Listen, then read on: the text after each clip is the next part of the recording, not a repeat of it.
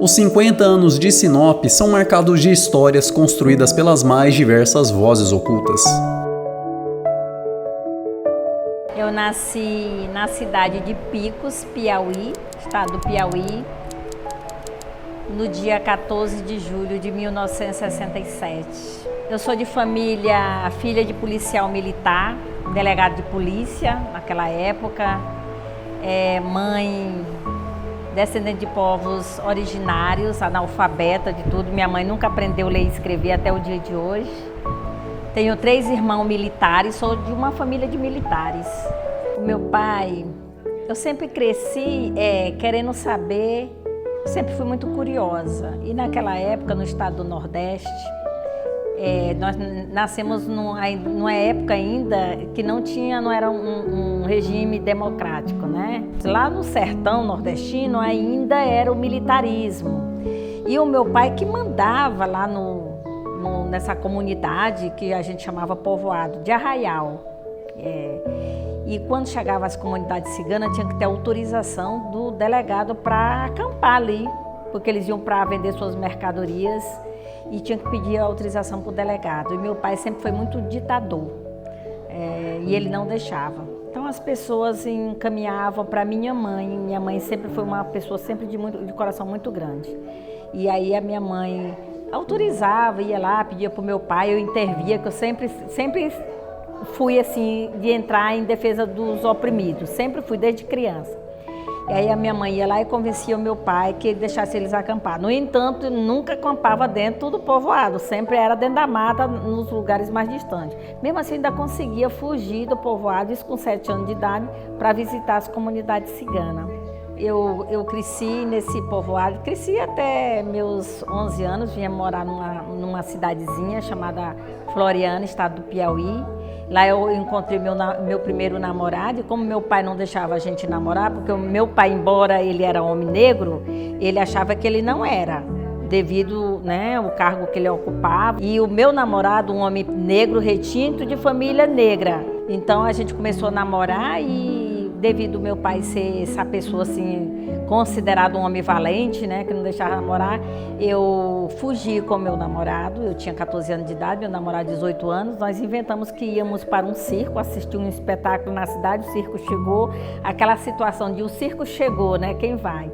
E a gente usou o circo, que faz parte da história da minha vida, para que a gente pudesse fugir. Quando a minha mãe deu por conta, que ela percebeu que a gente tinha fugido, ela foi no quartel, passou um rádio para o meu pai, que morava numa outra cidadezinha, e daí ele, né, com a autoridade que ele tinha, ele cercou todo o estado do Nordeste, Piauí, Maranhão e o estado da Bahia.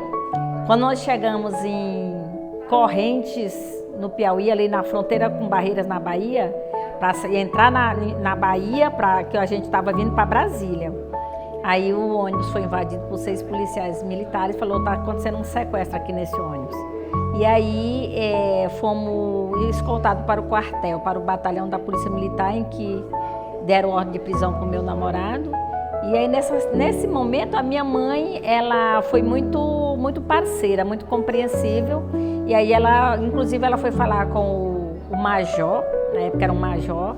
Aí falou: não, ele foi homem até agora, então daqui para frente ele vai ser homem. Ele vai para casa dele, eu quero que o senhor leve ele para casa dele, mande ele para casa dele, minha filha vai para casa e amanhã a gente resolve com a família. Meu pai veio falar comigo quando meu primeiro filho nasceu. Aí eu fui visitar minha mãe já estava nessa cidadezinha com meu pai, e aí ele chegou, teve que pegar o neto no colo, e aí ele abriu o coração, né? Abriu o coração, aí a partir daí aceitou o neto, me aceitou, mas ele nunca se agradou do casamento. Nós migramos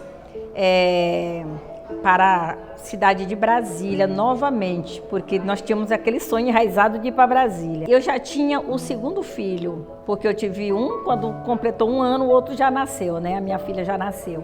E nós viemos com as 2 crianças para Brasília, e lá nós soubemos o que era a necessidade. Eu sofri muito em Brasília, eu pedi esmola em Brasília. Moramos numa obra de construção, não tinha janela, não tinha mal teto, mal acabado. as crianças, um bebê de 1 mês de nascido e o outro com 1 aninho, tinha completado 1 aninho, dormia num sofá. Dormia num sofá, os 2, e o outro a gente dividia como cama, o outro sofá. De 3 lugares a gente dividia como cama o casal. Então ali foi bem cruel, porque depois de 3 meses passando essa situação, eu retornei ao Piauí sozinha, porque nós não tínhamos dinheiro para custear a passagem minha e dele. Aí ele conseguiu arrumar uma diária em Brasília e foi aonde ele me mandou de volta para casa e ficou em Brasília. Aí eu fiquei algum tempo na casa da minha mãe no Nordeste com minhas 2 crianças, até que ele retornasse para o Piauí.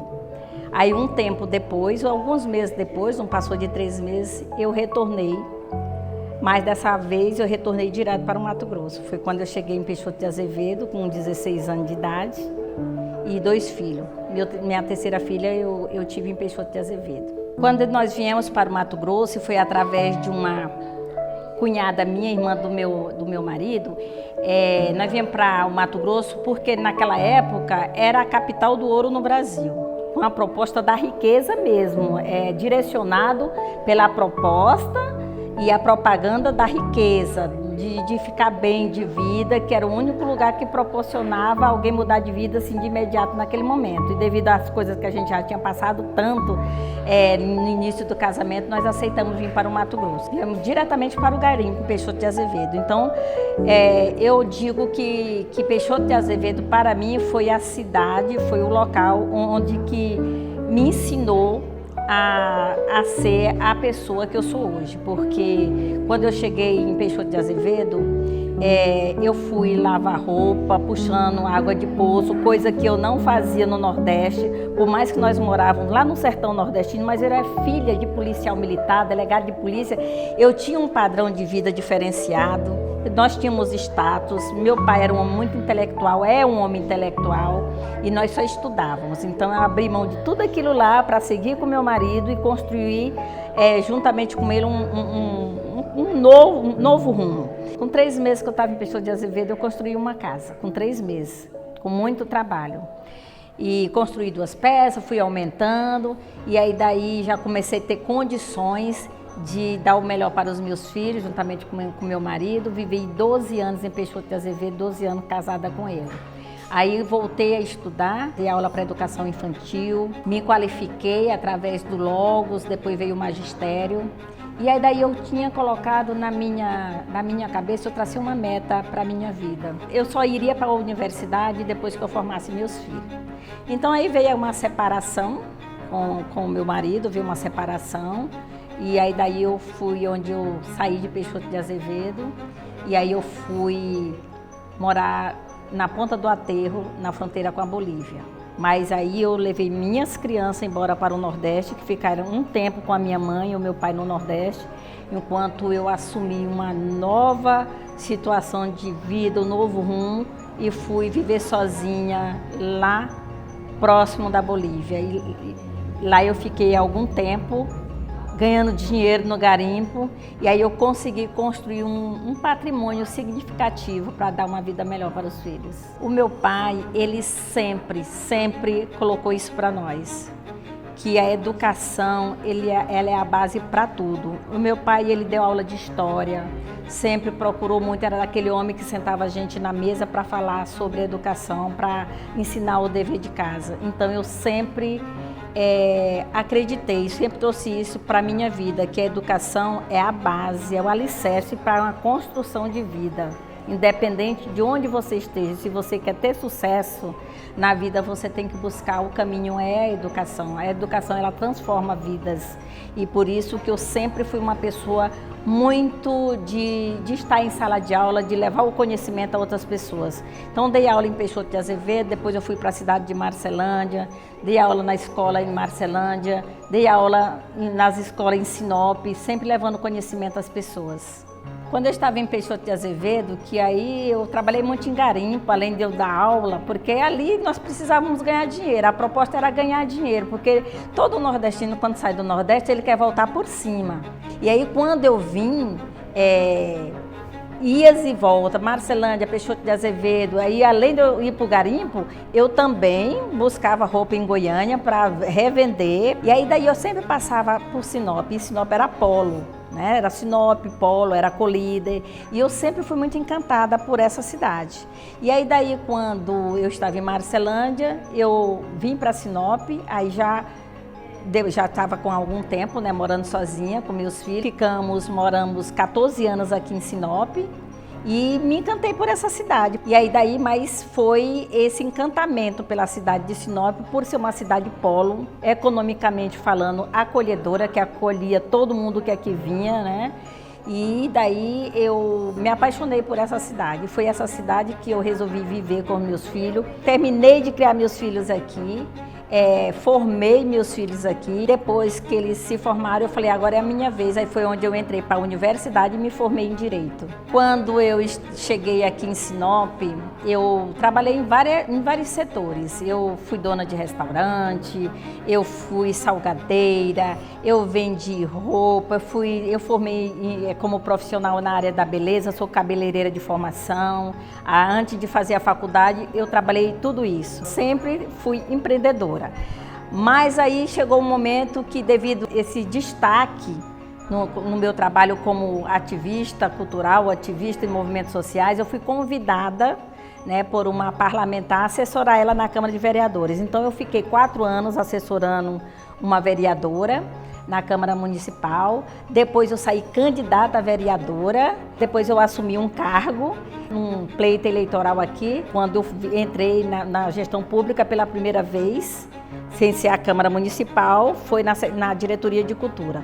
Depois da Diretoria de Cultura, eu fui coordenar a Casa de Passagem, já numa outra gestão de um outro prefeito, fui coordenar a Casa de Passagem do município de Sinop, que recebe pessoas em situação de vulnerabilidade social. Depois, vendo esse trabalho, fui convidada para coordenar a Casa de Passagem do município. Era um trabalho que eu já gostei de fazer, que foi trabalhar com as pessoas em situação de vulnerabilidade social.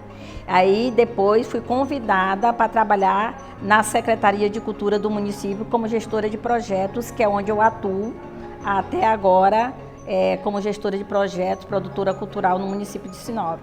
Então, quando eu vim para essas frentes de luta no município de Sinop, eu ainda trabalhava como empreendedora, eu sofri uma discriminação racial no município de Sinop.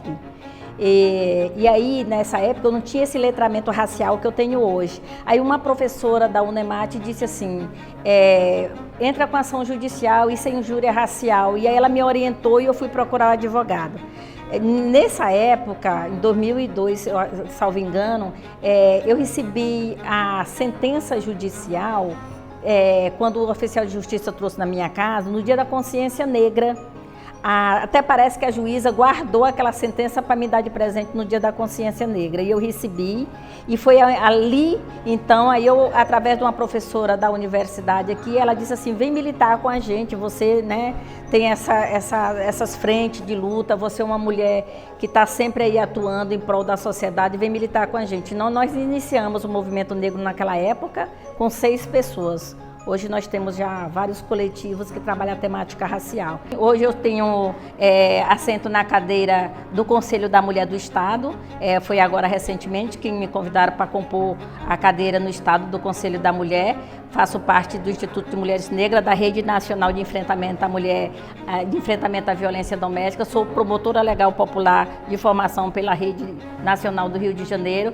Sou conselheira de cultura, sou conselheira da promoção da igualdade racial, atuo hoje como presidente, sou conselheira de meio ambiente. Então são muitas frentes de luta que eu participo, porque eu peguei o meu sofrimento, peguei as pedras que jogaram no meu caminho e eu construí um alicerce, uma escada para que eu pudesse hoje estar aqui contando a minha história e dizer eu não sou uma vítima do sistema. Eu amo Sinop porque Sinop me deu tudo e um pouco mais que eu gostaria de ter, porque aqui eu criei meus filhos, aqui eu formei meus filhos, aqui eu tenho o meu trabalho, aqui eu tenho pessoas que admiram o meu trabalho, que valorizam, que reconhecem o meu trabalho, e aqui eu vejo que eu tenho muito trabalho ainda pela frente.